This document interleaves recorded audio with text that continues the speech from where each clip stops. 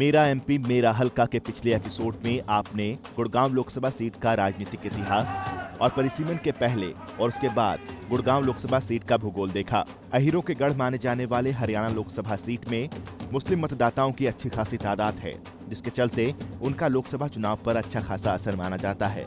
मेरा एमपी मेरा हलका में आगे देखिए गुड़गांव लोकसभा के हलकों का क्या है हाल और कितना हुआ यहाँ पर विकास का काम।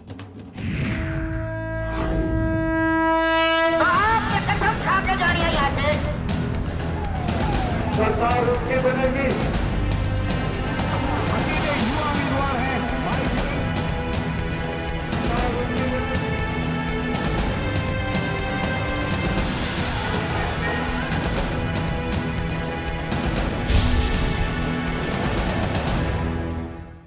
साल 2008 में हुए परिसीमन के बाद गुड़गांव को अलग लोकसभा क्षेत्र बना दिया गया, जहां से कांग्रेस के बागी नेता राव इंद्रजीत सिंह सांसद हैं। इंद्रजीत सिंह यूपीए 1 सरकार में मंत्री भी रह चुके हैं। तो आइए चलते हैं गुड़गांव लोकसभा क्षेत्र में और जानने की कोशिश करते हैं कि सांसद साहब ने यहां के 9 हलकों में क्या काम करवाए हैं।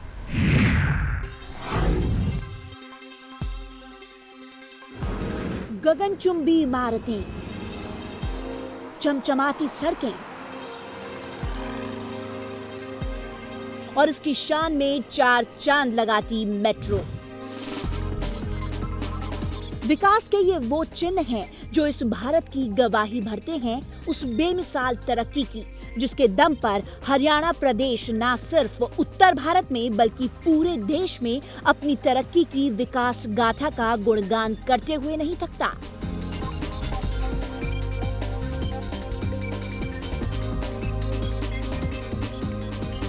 तरक्की को प्रतिबिंबित करते इसी गुड़गांव के बगल में पड़ता है एक और गुड़गांव।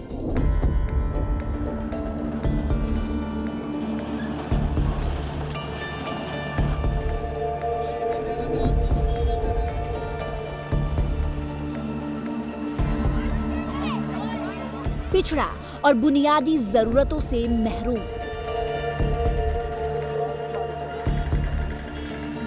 तो आइए चलते हैं तरक्की और पिछड़ेपन की कगार पर खड़े इस चमकते क्षेत्र की हकीकत जानने। पूरे प्रदेश के राजस्व में करीब 65% की हिस्सेदारी देकर सूबे की डेवलपमेंट इंडेक्स में अपना नाम सुनहरे अक्षरों में दर्ज करने वाले इस गुड़गांव की सबसे बड़ी त्रासदी यही है कि आज भी 50 वर्ग किलोमीटर तक फैले संसदीय क्षेत्र को उपेक्षित क्षेत्रों में से एक माना जाता है। प्रदेश सरकार की उपेक्षा का शिकार रहते आए गुड़गांव की विडंबना ये रही कि 2008 में परिसीमन के बाद महेंद्रगढ़ से गुड़गांव लोकसभा क्षेत्र में तब्दील होने के बावजूद भी विकास के पायदान पर ये इलाका लगातार पिछड़ता ही रहा। परिसीमन से पहले महेंद्रगढ़ लोकसभा सीट में नारनौल, अटेली और जाटूसाना विधानसभा के हलके आते थे, लेकिन 2008 के परिसीमन के बाद गुड़गांव को एक अलग लोकसभा सीट बना दिया गया, जिसके बाद गुड़गांव लोकसभा सीट में गुड़गांव, सोहना, पटौदी, रेवाड़ी, बावल, नूंह, फिरोजपुर झिकरा, पुन्हाना और बादशाहपुर के हलकों को शामिल किया गया। आज की तारीख में एक उपेक्षित क्षेत्र का टैग गुड़गांव लोकसभा क्षेत्र को परिभाषित करता है। तो लोकल मुद्दे की बात करें, गुड़गांव की बात करें, तो हमारे यहाँ ट्रांसपोर्ट का बहुत बुरा हाल है। जाम की स्थिति ऐसी है कि किस रोड पे आपको कहाँ जाम मिल जाए, कितना जाम मिल जाए, आप कल्पना नहीं कर सकते। उल्लेखनीय है कि गुड़गांव को एक अलग लोकसभा सीट बनाए जाने के बाद इस लोकसभा सीट के सभी हलकों के मुद्दे भी एक दूसरे से बिल्कुल अलग हैं। तरक्की का दूसरा नाम बन चुके गुड़गांव क्षेत्र का एक और दुखद चेहरा भी है। एनसीआर क्षेत्र और दिल्ली से सटे होने के कारण इस इलाके की बहुमूल्य हो चुकी जमीनों को किसानों से लेकर उन्हें एसईजेड प्रोजेक्टों की बलि पर चढ़ाया जाना इस इलाके के विकास पर एक ऐसी दुखती रग को उभारता है जिसके खिलाफ मोर्चाबंदी विपक्षी दलों से लेकर यहाँ के बागी कांग्रेस सांसद राव इंद्रजीत सिंह तक करते रहे हैं। इन जमीनों के अंदर जो सरमाएदार हो गए, कॉलोनी बसाने वाले हो गए, बड़े मालदार हो गए, इन्होंने एक भी गरीब तबके के लिए गुड़गांव के अंदर छोटा सा फ्लैट निर्धारित करा हो तो बताओ। तो ये कहूँगा कि सबसे बड़ी बात जो है, एक तो जो ये हमारे यहाँ पे किसानों की लूट हो रही है ज़मीनों के मामले में, अधिग्रहण के मामले में, इस लूट से किसानों को बचाया जाए। दूसरा जो है, आम आदमी के लिए जो काम होने चाहिए, बिजली, पानी, सड़क, सीवर, शिक्षा, चिकित्सा, कानून व्यवस्था, इन सारे मामलों में आज गुड़गांव जो है सरकार की तरफ लगातार देख रहा है कि सरकार कुछ इन मामलों में हमारे लिए करे, परंतु इन सारे के सारे मामलों में आज बुरी हालत है। कहने को तो गुड़गांव आज साइबर सिटी है, परंतु आम आदमी से आप पूछ लो, वो इसको क्राइम सिटी के नाम से कहता है। मिलेनियम सिटी अगर कहें तो आम आदमी की जुबान पे है कि आज गुड़गांव मलिन सिटी होकर रह गया है।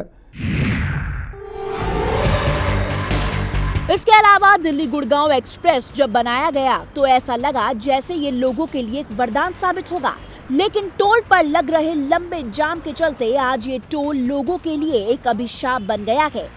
जो दूरी दिल्ली से गुड़गांव के बीच 15 मिनट की है, टोल पर लग रहे भारी जाम के चलते आज इस पर घंटों लग रहे हैं। इसकी वजह से गुड़गांव के अंदर लगातार लग रहे जाम ने वहां के लोगों का जीना दूभर कर दिया है। फारूक नगर और बादशाहपुर फ्लाईओवर बनाए जाने को लेकर वायदे तो किए गए थे, लेकिन वो तो वायदे थे, उन वायदों का क्या? सबसे बड़ी बात तो मैं आपको ये कहूँगा कि विकास की बात चल रही थी। ये सरकार बताए ना कि सरकार ने कितने कॉलेज बनाए हैं, सरकार ने कितने यहाँ पे स्कूल बनाए हैं, कितने स्कूलों को अपग्रेड किया है, कितने पार्क बनाए हैं, कितने हॉस्पिटल्स बनाए हैं, कितनी डिस्पेंसरियां बनाई हैं, ये सारी व्यवस्था बताए ना कि उन्होंने।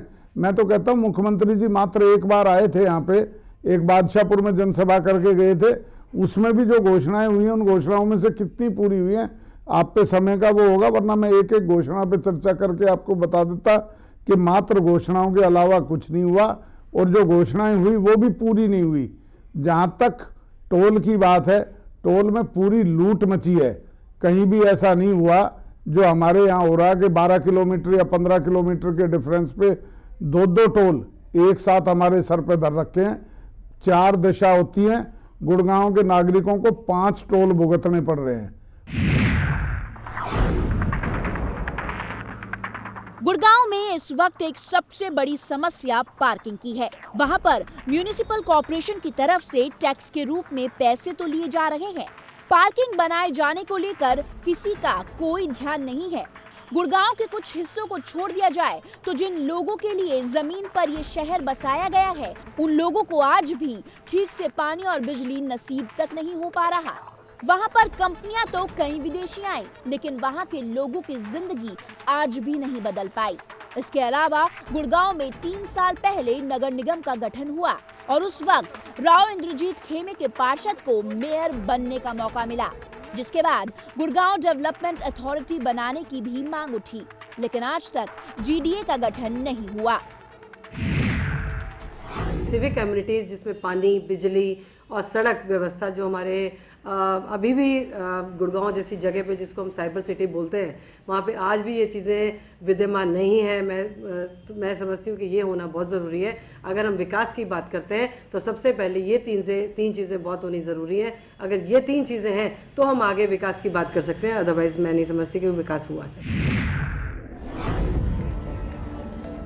गुड़गांव में साल 2003 के बाद से लगातार आबादी बढ़ती रही है,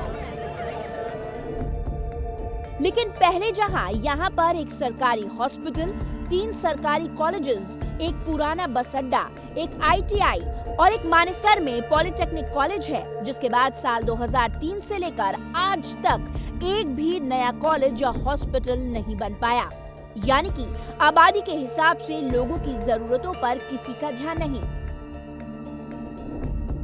बहरहाल, जिस तरह से आज गुड़गांव शहर बाहर से बिल्कुल चमकता और दमकता हुआ नजर आ रहा है, लेकिन अगर इसके अंदर झांके तो यहाँ के स्थानीय लोगों की जिंदगी में सुधार की बजाय और कई समस्याएं खड़ी नजर आ रही हैं, जिसकी तरफ शायद किसी का कोई ध्यान नहीं जा रहा। लेकिन अगर किसी का ध्यान जा भी रहा है तो आम लोगों की इन समस्याओं पर केवल राजनीति ही की जा रही है।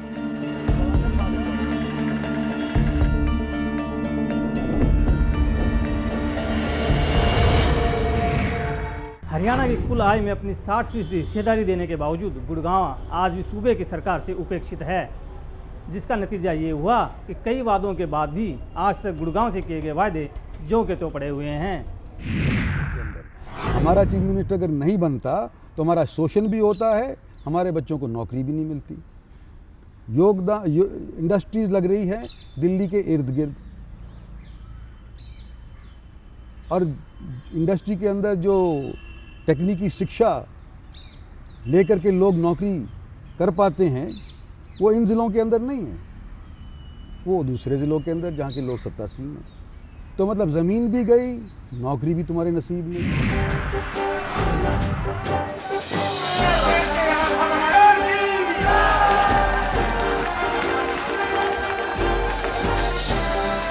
गुड़गांव के सांसद और कांग्रेस के बागी नेता राव इंद्रजीत सिंह का प्रदेश पर अनदेखी का ये इल्जाम कोई वैसे ही नहीं लगाया गया।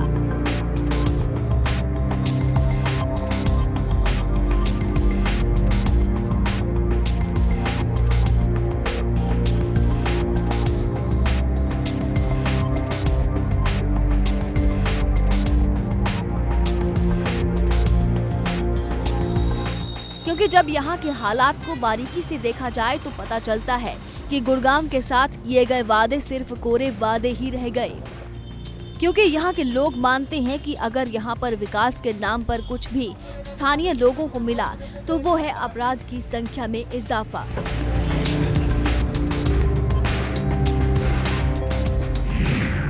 करप्शन एक बहुत बड़ा मुद्दा है जो कि हर डिपार्टमेंट में, विभाग में जो है विद्यमान है, उसका दूर होना बहुत ज़रूरी है। दूसरा, मैं समझती हूँ कि जो क्राइम रेट विमेन के अगेंस्ट जो चला है पिछले 2 साल में, हमने देखा है क्राइम रेट बहुत ज़्यादा बढ़ गया है। तो मैं ये समझती हूँ कि उसका दूर होना बहुत ज़रूरी है। अगर इस तरह से सिलसिलावार ये सब चलती रही चीज़ें तो मैं समझती हूँ कि कोई भी गवर्नमेंट आती है, अगर वो इसको नहीं हटा पाती है या सक्षम नहीं है इसमें, तो मैं समझती हूँ कि औरतों का फिर मुश्किल हो जाता है किसी भी तरीके से सड़क पर निकलना। घटना ने किया है, देश में कोई कर नहीं पाया। और गुड़गांव के विकास के लिए प्रदेश के मुख्यमंत्री ने घोषणाओं की झड़ी तो लगा दी, लेकिन यहाँ के लोगों को उन घोषणाओं के परवान चढ़ने की बस अभी तक उम्मीद ही है। और 5 साल में सरकार ने बहुत अच्छे काम किए, ऐतिहासिक फैसले लिए। मुख्यमंत्री ने बादशाहपुर में बस स्टैंड बनाने के लिए घोषणा तो की, लेकिन आज तक वो घोषणा सिर्फ घोषणा ही बनकर रह गई। फरूखनगर में ITI बनवाने की भी घोषणा हुई थी, लेकिन पूरी नहीं हो पाई। साल 2006 में फरूखनगर में बस स्टैंड बनाने की बात कही गई थी, लेकिन वो भी पूरी नहीं हो पाई। साल 2007 में एक गर्ल्स पॉलिटेक्निक कॉलेज बनाए जाने का ऐलान किया गया, लेकिन वो घोषणा भी आज तक परवान नहीं चढ़ पाई। गुड़गांव के हीरो होंडा चौक पर फ्लाईओवर बनाने की घोषणा की गई, लेकिन वो भी कब बनेगा इसका जवाब किसी के पास नहीं।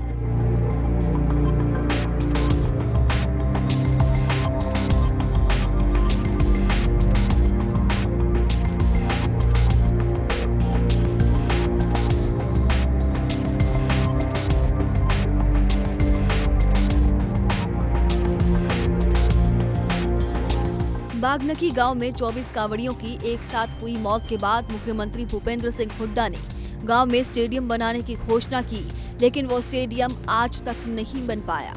बादशाहपुर विधानसभा के लिए 5 करोड़ रुपए मंजूर किए गए, लेकिन वहां के 30 गांवों के अंदर सड़कों के लिए आज तक एक भी काम नहीं हो पाया। गुड़गांव के सेक्टर 51-52 में साल 2011 में एक कॉमर्स कॉलेज बनाने की घोषणा हुई थी, लेकिन काम अभी करीब 1 महीने पहले शुरू किया गया है। इसके अलावा गुड़गांव मानेसर के बीच एक मास रैपिड ट्रांजिट सिस्टम बनाने की घोषणा हुई थी, लेकिन आज तक वो केवल घोषणा ही है। जाम की स्थिति ऐसी है कि किस रोड पे आपको कहाँ जाम मिल जाए, कितना जाम मिल जाए, आप कल्पना नहीं कर सकते। बार बार लड़ाई होती है कि टोल में जाम रहता है, खिड़की दोहला पे, दिल्ली गुड़गांव बॉर्डर पर, ये टोल पे तो बड़ा जाम रहता ही है। परंतु जो लोकल शहर है, अगर DLF रेजिडेंट्स को गुड़गांव शहर में आना है या मुझे DLF जाना है तो बहुत मुश्किल है। मतलब कितने छोटे छोटे चौक पे जाम रहते हैं, इसका मजाक। इसके अलावा गुड़गांव की राजनीति पर सबसे ज्यादा असर आयुध डिपो का रहेगा। आयुध डिपो के 900 मीटर के आसपास फिलहाल पिछले 3 साल से प्रशासन ने मूलभूत सुविधाओं पर भी रोक लगा रखी है। लोगों को प्रशासन की ओर से पीने तक का पानी मुहैया नहीं कराया जा रहा है और न ही किसी नए घर को बिजली कनेक्शन दिया जा रहा है। इसकी वजह से आयुध डिपो के आसपास बनी 10 अवैध कॉलोनियों के लोगों को भारी परेशानियों का सामना करना पड़ रहा है। यहाँ की 10 कॉलोनियों में करीब 3 लाख लोग रहते हैं, जिनमें करीब 2 लाख वोटर हैं, जो इस बार के चुनाव में अहम भूमिका निभा सकते हैं। 900 मीटर को लेकर अभी राजनीतिक दल इसे अपने हिसाब से भुनाने में लगे हैं। परिवहन मंत्री आफ्ताब अहमद ने भी एक सिग्नेचर कैंपेन यहाँ चलाया था।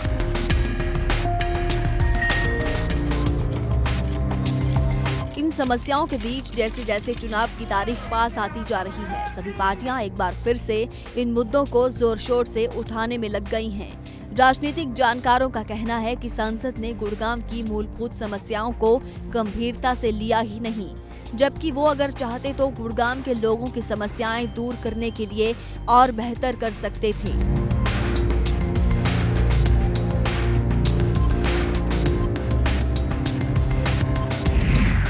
भाई मेरा मानना है कि सांसद साहब बिल्कुल इस मामले में तो फेल हो गए। उन्होंने हिरण चौक की बात करी कि मैं करूंगा, मैं लेटर लिखूंगा, सेंट्रल मिनिस्टर से बात करी।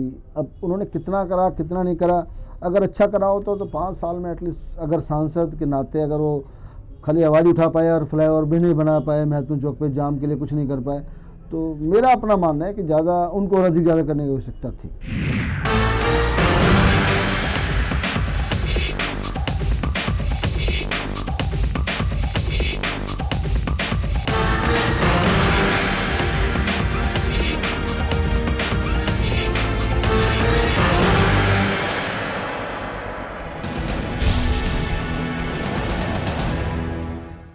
प्रदेश सरकार की उपेक्षाओं के बावजूद जैसी किस्मत गुड़गांव की रही, वैसी किस्मत बाकी विधानसभाओं की नहीं रही।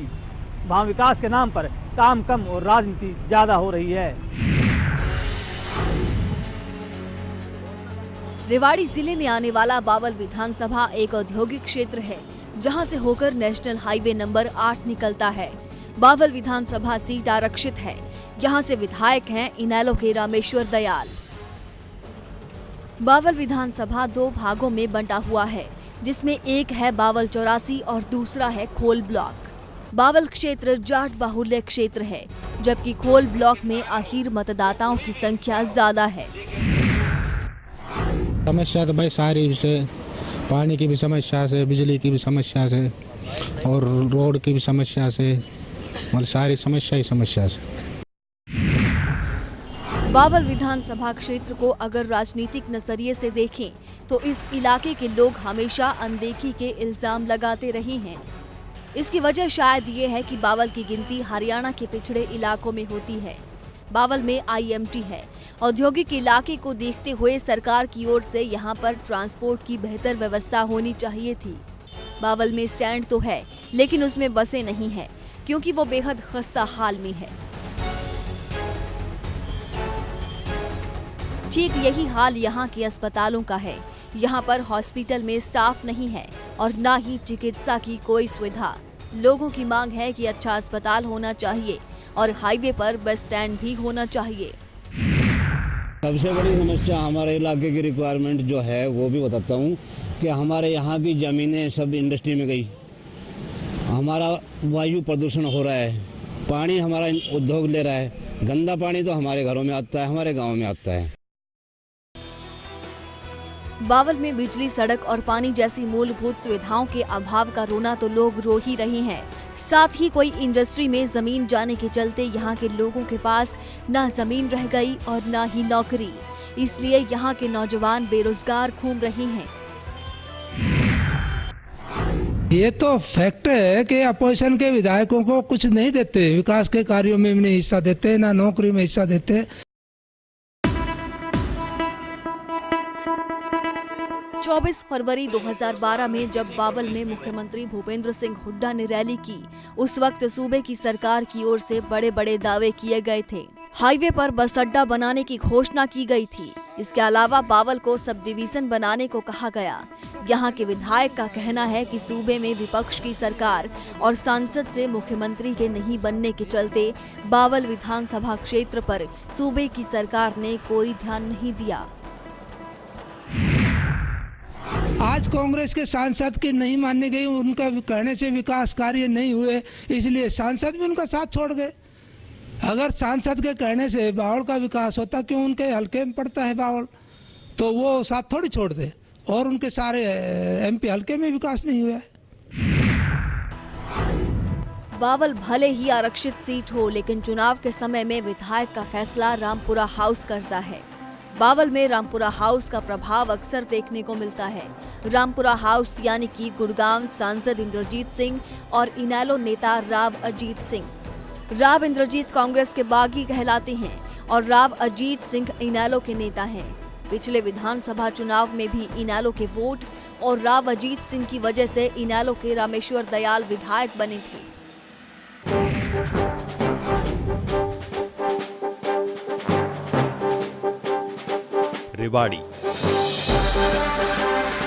रेवाड़ी एक ऐसा जिला है जिसे अहिरवालों का लंदन कहा जाता है।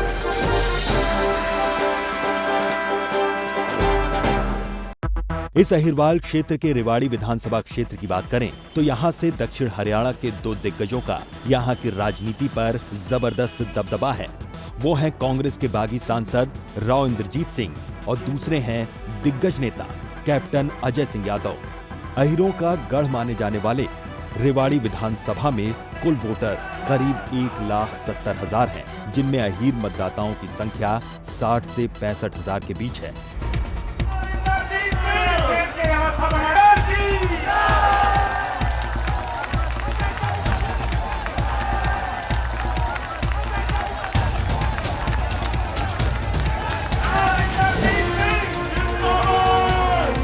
रेवाड़ी में गांव के मुकाबले में शहरी आबादी काफी ज्यादा है और कैप्टन अजय सिंह यादव लगातार 6 बार विधानसभा का चुनाव इन्हीं शहरी वोटरों की वजह से जीतते आए हैं। गुड़गांव लोकसभा में आने वाले रेवाड़ी में पिछले दिनों जो सियासी उठापटक देखने को मिली, ऐसा पहले कभी नहीं हुआ।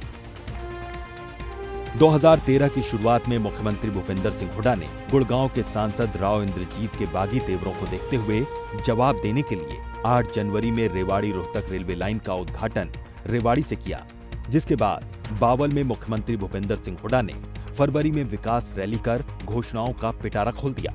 25 अप्रैल को रेवाड़ी के मीरपुर में बने रीजनल सेंटर को विश्वविद्यालय का दर्जा दिया गया। मुख्यमंत्री की रैली से ठीक पहले 21 अप्रैल को गुड़गांव के कांग्रेस सांसद राव इंद्रजीत ने अपनी इंसाफ की लड़ाई के लिए एक इंसाफ मंच कार्यालय का उद्घाटन किया और प्रदेश भर में इंसाफ मंच के रथ को ले जाया गया। हालांकि राव इंद्रजीत सिंह के इस बागी तेवर के बाद विधायक कप्तान अजय सिंह यादव लगातार उन पर निशाना साध रहे हैं। जो जागरूक जनता है, जिसको हम कहेंगे, जो हमारी नई जनरेशन आ रही है, उसको चाहिए काम। और भ्रष्टाचार से आज आम आदमी दुखी है, उसका रिजल्ट हम सब ने देखा, दिल्ली में देखा, 4 राज्यों के अंदर देखा है। तो कांग्रेस ने ये सोच लिया कि यहाँ की जो जनता है बेवकूफ़ जनता है, 10 साल से उनको बेवकूफ़ बनाते आ रहे हैं, लेकिन अब जनता समझ चुकी है, इनके बहकाव में नहीं आने वाली है। इनको काम चाहिए, काम जो भी काम हो, पहले तो काम होते ही नहीं है, पैसा सिर्फ पैसे का मिसयूज हो रहा है यहाँ पर, और जो पैसा लग भी रहा है वो सारा इनकी जेब में जा रहा है, दलाली के अंदर जा रहा है। कई बातें तदबीर से बड़ी कई बार तकदीर हो जाती है। कैप्टन अजय सिंह को मैं भाग्यशाली कहूंगा कि वो कैप्टन अजय सिंह भाग्यशाली व्यक्ति जो रेवाड़ी की जनता ने 6 बार चुना। और अगर सबसे ज्यादा कोई अभाग्यशाली है लोग, वो रेवाड़ी की जनता है। कैप्टन अजय सिंह तो भाग्यशाली है, लेकिन हम जो इस रेवाड़ी में बसने वाले लोग, 36 बिरादरी के लोग, वो बहुत ही बेचारे, आप ये समझ लिए, उनके साथ परमात्मा ने बहुत बड़ा धोखा किया और ऐसे व्यक्ति को 6 बार इस रेवाड़ी की जनता ने भुगता। रेवाड़ी में हुई इसी राजनीतिक उठापटक को देखते हुए बीजेपी के पीएम उम्मीदवार नरेंद्र मोदी ने भी 15 सितंबर की रैली के लिए रेवाड़ी को ही चुना और पूर्व सैनिकों की रैली कर दक्षिण हरियाणा की सियासत को पूरी तरह से गरमा दिया, क्योंकि उस वक्त कांग्रेस के बागी सांसद राव इंद्रजीत सिंह का बीजेपी में शामिल होने के कयास लगातार सुर्खियों में था। मोदी की रैली के तुरंत बाद राव इंद्रजीत सिंह ने 23 सितंबर को राव तुलाराम के शहीदी दिवस पर रेवाड़ी में रैली कर कांग्रेस छोड़ने का ऐलान कर दिया। लेकिन खुले मंच से ऐलान करने के बाद भी राव इंद्रजीत कांग्रेस से इस्तीफा देने को तैयार नहीं है, जिसके बाद लगातार विधायक कैप्टन अजय सिंह यादव राव इंद्रजीत पर निशाना साध रहे हैं। मैं कह रहा हूँ या तो पार्टी में रहे या छोड़ दें, अपना फैसला करें। सुविधा में क्यों है? कप्तान ये आप गुहाना वैली को कभी जो है वो बीजेपी से बातचीत करते हैं, कभी कांग्रेस से बात करते हैं, तो अपना फैसला ले लें, जो फैसला लेना है दूसरा सवाल अपना फैसला लें। जहां तक रेवाड़ी में विकास की बात है तो हर बार रेवाड़ी के विधायक कैप्टन अजय सिंह यादव ने विकास के नाम पर वोट मांगा है, लेकिन रेवाड़ी के हालातों को देखकर लगता नहीं कि यहाँ पर कोई विकास हुआ है। शहर की सारी सड़कें टूटी हुई हैं, सड़कों के किनारे गंदगियों का अंबार लगा हुआ है और पानी की निकासी को लेकर कोई समुचित व्यवस्था नहीं है। लोग यहाँ पर बिजली, पानी और सड़कों को लेकर बदहाल दिख रहे हैं। मॉल है, सब कुछ है यहाँ पे, लेकिन जो सुविधाएं होनी चाहिए वो तो नहीं है ना। सारे शहर का यही हाल है, सड़कें टूटी हैं। जो काम 5 बार विधायक एक बार रह चुके हैं हमारे, तो उसको काम तो होना चाहिए था, लेकिन इतना नहीं हो पाया। आम समस्याएं जो आज़ाद हम हुए हैं, 65 साल से ज़्यादा हमें आज़ाद हुए हो गए हैं, और हमें जो मूलभूत जो मिलनी चाहिए सरकार की तरफ से सेवाएं मिलनी चाहिए, जैसे सड़क है, बिजली है, पानी है, स्वास्थ्य है, शिक्षा है, ये हमें नहीं मिल पा रही। एक तरफ जहां रेवाड़ी विधानसभा क्षेत्र में लोग अपनी बुनियादी जरूरतों से परेशान हैं, तो वहीं कांग्रेस के 2 दिग्गज कैप्टन अजय सिंह यादव और राव इंद्रजीत सिंह आमने सामने हैं। ऐसा कहा जा रहा है कि कैप्टन अजय सिंह यादव इस कोशिश में लगे हुए हैं कि अगर राव इंद्रजीत सिंह पार्टी छोड़कर जाते हैं तो वो अपने बेटे राव चिरंजीव को कांग्रेस टिकट पर गुड़गांव से लोकसभा सीट पर चुनाव के लिए उतार सकते हैं।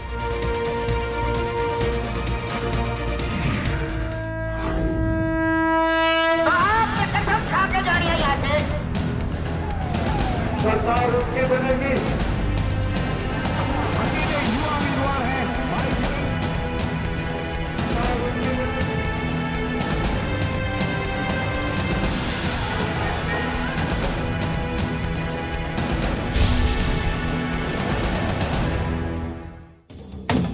मेरा एमपी मेरा हलका के अगले एपिसोड में देखिए गुड़गांव लोकसभा सीट के बाकी हलकों में सांसद महोदय ने कितना कराया विकास, क्या है उन हलकों के मुद्दे और आने वाले लोकसभा चुनाव में वहां पर क्या रहेगा राजनीतिक मुद्दा।